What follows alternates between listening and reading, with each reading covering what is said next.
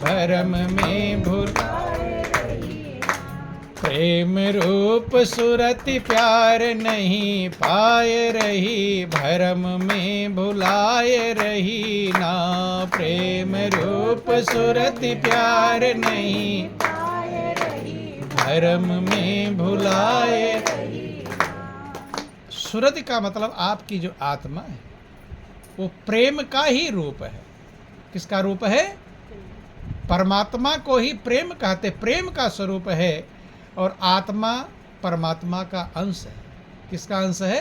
परमात्मा का। ईश्वर अंश जीव अविनाशी, और चेतन अमल सहज सुख राशि।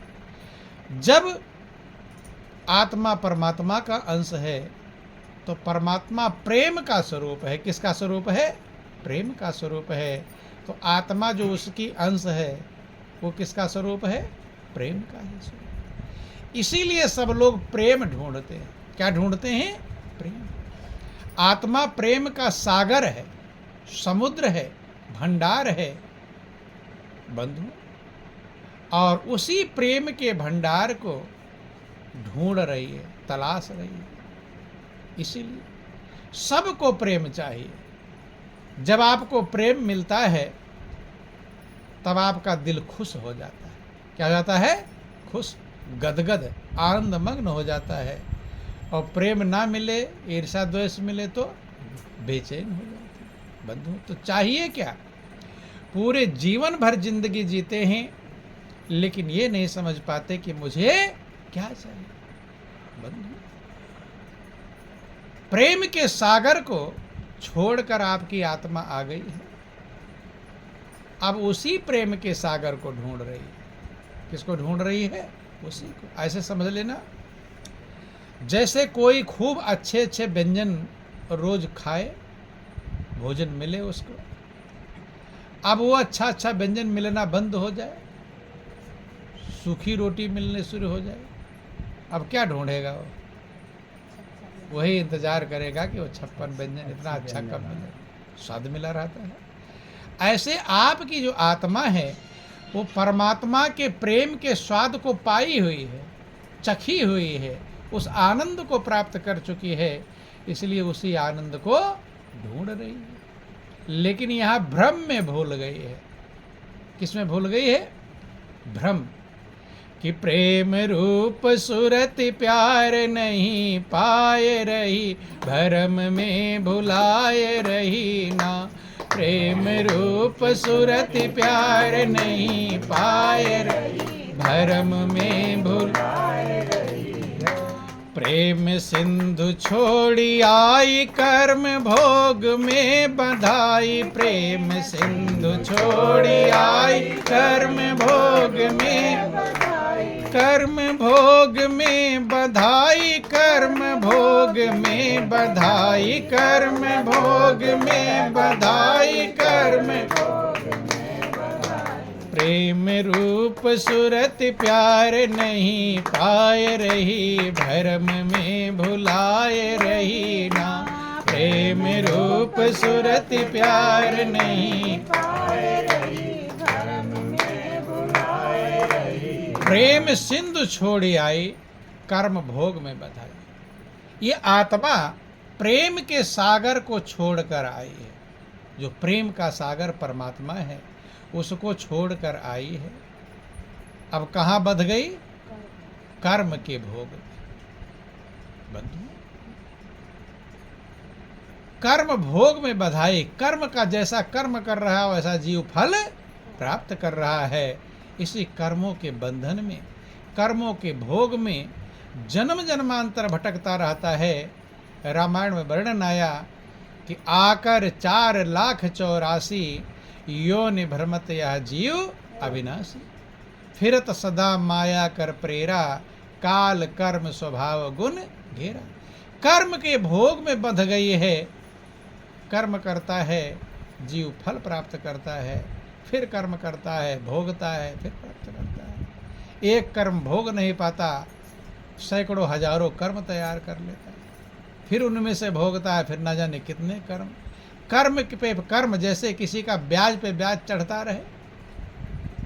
कभी कभी कुछ लोग कर्ज ले लेते हैं तो ब्याज पे ब्याज बढ़ता रहता है, ब्याज भी नहीं दे पाते, मूलधन बढ़ता रहता है।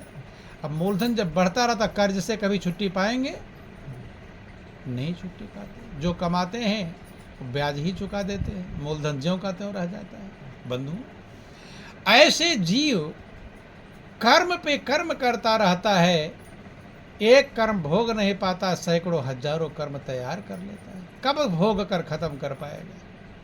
जैसे ब्याज वाले का ब्याज का कर्जा नहीं खत्म हो पाता, ऐसे कर्म वाले का कर्म खत्म नहीं हो, भोगता रहता है।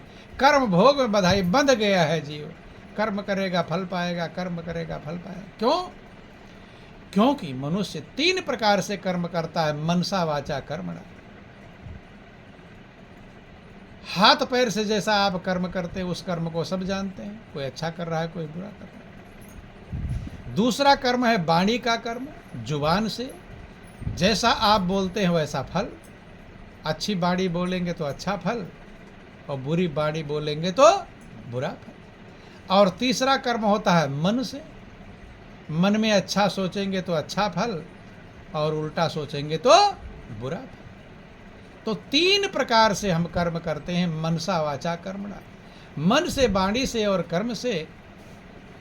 और वाणी का बंद कर सकते हो, हाथ पैर रोक दोगे, नहीं कर्म करोगे। जुबान से बोलना बंद करोगे, कर्म रुक जाएगा। लेकिन मन वाला कर्म रुकेगा? मन कुछ ना कुछ सोचता रहेगा, और जो सोचता रहेगा तो कर्म तैयार होता रहेगा। सोएंगे तो शरीर तो सो गया, लेकिन मन फिर भी जग रहा है, वो स्वप्न देख रहा है। क्या देख रहा है? वहाँ विचरण कर रहा है, वहाँ भी आराम करता नहीं है। इसलिए कर्म पर कर्म चढ़ते रहते हैं, और जन्म जन्मांतर जीव भटकता रहता है। इसी कर्म के कारण से कोई सुंदर महलों में पैदा होता है, और कोई फुटपाथ पर भिखारी के यहाँ पैदा होता है, हाथ में कटोरा लेकर। किसी के पास मोटर गाड़ी बंगला, इतना पैसा है कि छुपाओ कहाँ पर? घोटाले में पकड़े जाते हैं। पैसा है कि नहीं, कहाँ रखूं छिपाने की उसके पास जगह मिलती, दीवालों में भर देते हैं, बाथरूम में भर देते हैं। भरते हैं कि नहीं? टीवी में आप लोग देखते हो, पकड़ लेते। इतना पैसा है, और एक के पास इतना पैसा नहीं कि सब्जी ले आओ। ये किसके कारण से? कि कर्म प्रधान बेस करि राखा, ओ जो जस करे सो तस फल चाखा। कर्म प्रधान बना है, और हर जीवात्मा अपने कर्म के ऊपर निर्भर करता है। कहाँ जाओगे, क्या खाओगे, कहाँ सोओगे, कैसी अवस्था मिलेगी, ये किसके कारण से? कर्म के कारण से। को प्रेम सिंधु छोड़ी आई, कर्म भोग में बधाई, और कोई चले ना उपाय अकुलाए रही, भरम में भुलाए रही। आपकी आत्मा, ये जीवात्मा प्रेम सिंधु को छोड़कर आ गई। प्रेम के सागर जो परमात्मा है, जो आनंद रसो वैसा है, जो रस से भरा हुआ है, इसे रस ही रस है। कहीं आपको थोड़ा सा खुशी मिल जाती है, तब आप कहते हैं बड़ा रस आया, बड़ा आनंद आया। कहते हैं तो क्या ढूंढ रहे थे? रस मिला तो आनंद मग्न हो गए, खुश हो गए, और रस नहीं मिला तो बेचे बंद। प्रेम के सागर को जीवात्मा छोड़कर आई, अब कर्म भोग में बंध गई है। कर्म करता है, फल पाता है, कर्म करता है। कि पुनरपि जन्मम पुनरपि मरणम, पुनरपि जननी जठरे शयनम। यही संसारे खल दुस्तारे, कृपा गारे पाहे मुरारे। कि बार बार जन्मना, बार बार मरना, बार बार माँ के गर्भ के अथाह कष्ट को सहना, यही जीवात्मा भोगती भोगती चल रही है। बंधु, कोई उसका उपाय नहीं चल रहा है, व्याकुल है, बेचैन है, कैसे छूटे? चूंकि कर्मों के बंधन से छूटना आसान काम नहीं। क्यों नहीं है? चूंकि एक कर्म का फल भोगते हैं उतने में हजारों कर्म तैयार हो जाते हैं। अब सुबह से लेकर शाम तक आपने कितनी बातें सोचा, गिनती है? क्या क्या विचार किया, क्या क्या बोला, क्या क्या कर्म किया, गिन पाता है कोई? मान लो एक कर्म का फल आप 10 दिन में भोगे, कितने दिन में? 10 दिन में। तो 10 दिन में कर्म कितना किए? तो एक कर्म का फल 10 दिन में भोगा और 10 दिन में सैकड़ों हजारों कर्म हो गए।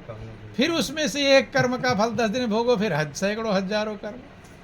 तो कर्म से कभी छूट पाएगा? ये कर्म बंधन से इसीलिए जीव छूट पाता नहीं। महापुरुष समझाते हैं, जब आपको प्रभु की कृपा होती है और सत्संग मिल जाता है। क्या मिल जाता है? सत्संग। इसलिए सत्संग बड़े भाग्य से मिलता है। क्या मिलता है?